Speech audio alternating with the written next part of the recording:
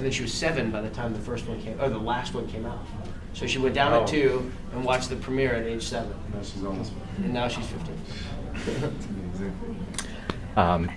This is just a quick question for Sean. First of all, I'm happy to meet someone 1 degree from Kevin Bacon. That'll help me in future challenges. 2. Everyone's 2 degrees. You know that game? 6 degrees of Kevin Bacon, 6 degrees of separation. Like the theory is that every human being on the planet, whether you're a starving person in Kenya or Ethiopia or something, and you're the president of the United States, you're separated by only 6 people, 6 degrees of separation. So then somebody clever came up with 6 degrees of Kevin Bacon because he's done so many movies. So you try to figure out, okay, well, if you're, Molly Ringwald, how many degrees are you from Kevin Bacon? And I started a movie with him, so I'm a direct link.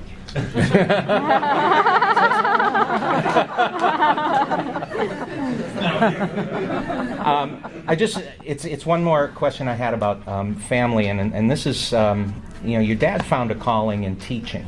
Yeah. Is that something that, and I think he's at Johns Hopkins? He is. It's a big thing. This, I think on December 5th or something, they're acknowledging him. The university is acknowledging the 10 years of contribution he's made to the drama department, and they have the Merrick Barn, which is where he fell in love with acting. It's this little barn on the Johns Hopkins campus, and like it was, I think it was a fire, where they had the horse and fire station or whatever, and they've kind of revamped it a little bit in this tiny little space, but he loves it. You want to know what Is that something that you love have teaching. any appeal? Love it, love coaching, teaching. I don't know, maybe politics, probably not, but I don't know. I'm not going to be a structural engineer. That's probably on the table at this point, or a doctor of any kind. Well, maybe I could go. I want a mid-career degree and go to Kennedy School for get a master's in public policy. That would be really fun. But no, I love my daughters. I coach them in soccer, and although I know nothing about soccer, I loved just the girls, just being there with them and just watching them develop and grow, and knowing that before they were in front of me they didn't know something, and after they were with me they did know it, and watching them go out and learn that they could believe in themselves a little bit more because of something I said. I would quit acting right now if I could find the right job, the right teaching, coaching job. Yeah. Sala, I was going to say, when we spoke yesterday, I'm looking at what I've written down. You're like the franchise king. I mean, you got Lord of the Rings, Chronicles of Narnia, Pirates of the Caribbean, Sherlock Holmes. That's upcoming, right? December. The next Sherlock Holmes 2, Cave of Shadows. What would you say overall has been your favorite experience thus far? I know you mentioned you really enjoyed working with Robert Downey Jr. Yeah, I mean, I think, to be honest, I think Lord of the Rings was probably the best one because of, not only was it my first, but it was the family and the people that you met along the way. I mean, we spent years together, and it wasn't like, oh, I'll see you, it was constantly every day. We'd wake up, we'd go to work, sometimes we'd have dinner and hang out, but it was a constant friendship and family gathering of 400, 500, 600 people, for 2 years straight, and so I think that was my biggest and favorite because of the people that you got to know really deeply and well, and their families. I mean, I remember she was 3 when I first met her, and now she's freaking 15. I'm getting old, she's a little baby, and now she's a teenager, but it was all these people that you meet and you actually hang out with and enjoy and love and learn to know about them and their families, and they know about you and your family. So I think Lord of the Rings was my first and favorite because of those reasons. Because you get to, you travel with these people, you work, you laugh, you play, you have fun, and I think that was my favorite part of that. It was shocking that people would work 6-day weeks and 8-hour turnaround, and on their Sunday everybody's back together again. Yeah, doing his movie. My movie. Yes, that was good. Yeah, so Short and the long. After drinking a lot. Yeah. Together. Together, Yeah. of course. And music together. Yeah, so Let's see. Yeah, you pick someone, Sala. A question for Sean again. Did you ever screen the films for your parents once you got back, or with them? My goodness. Well, my dad lived in Baltimore, and my mom lives in Idaho.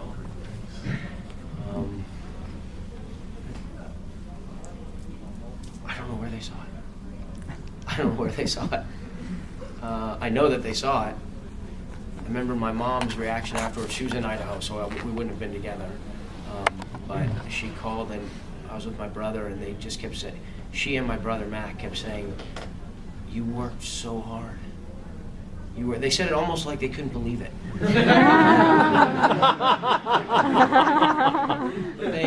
But not just in the movie, like with my career. They're like, "You've worked so hard for this," and they were basically saying like, "You deserve this insanity that you're now a part of because of how hard you worked." And I remember it being the best compliment I ever got.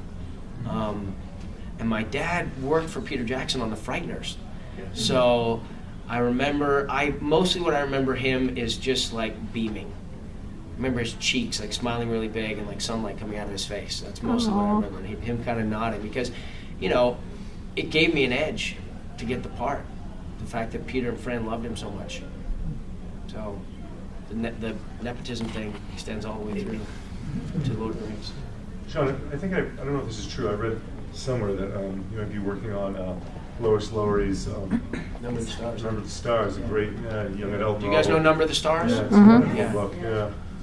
I don't know if anybody believes in the power of prayer, but if you could pray for us making the movie, I would really appreciate it.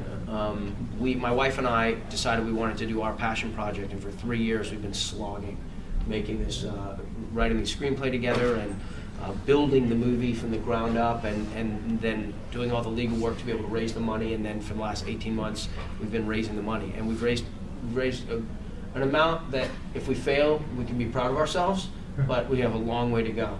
It's a fascinating story. I taught it, and I just love it. It's historically accurate. Oh, well, I mean, it's fiction. It's historical fiction, but it's absolutely dead on. Yeah, Not one word of it isn't verifiable in history.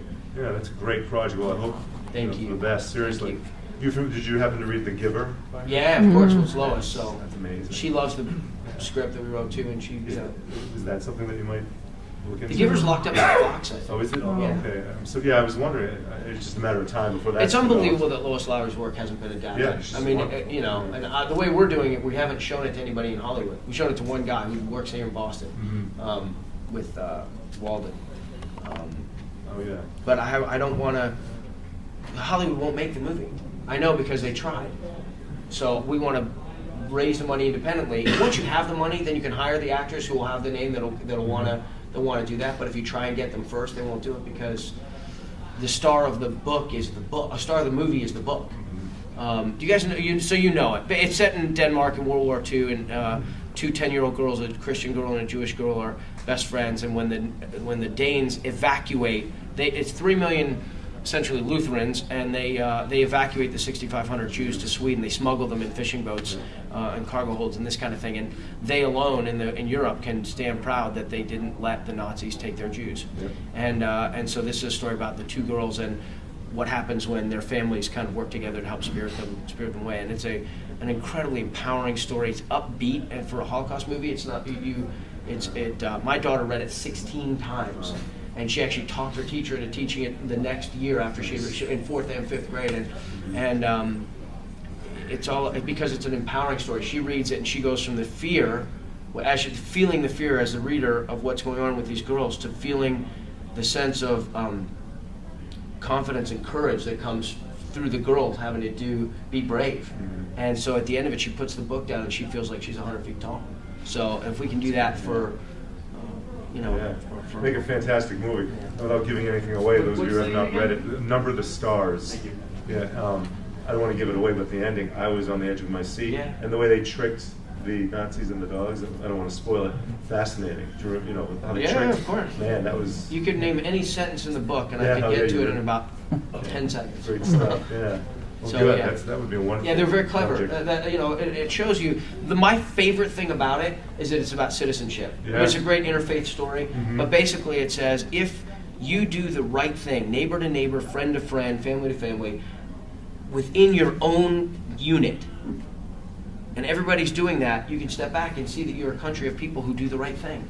And that's what I want for my country. I want Americans to behave, not sort of think, well, the politics is out of my control, or social, hurricanes and floods and riots and fires and all the things that afflict human beings are out of my control. Every human being can do whatever it is they can do, and as long as you feel a little bit empowered to do that. And the one thing that separates them is they were so clever.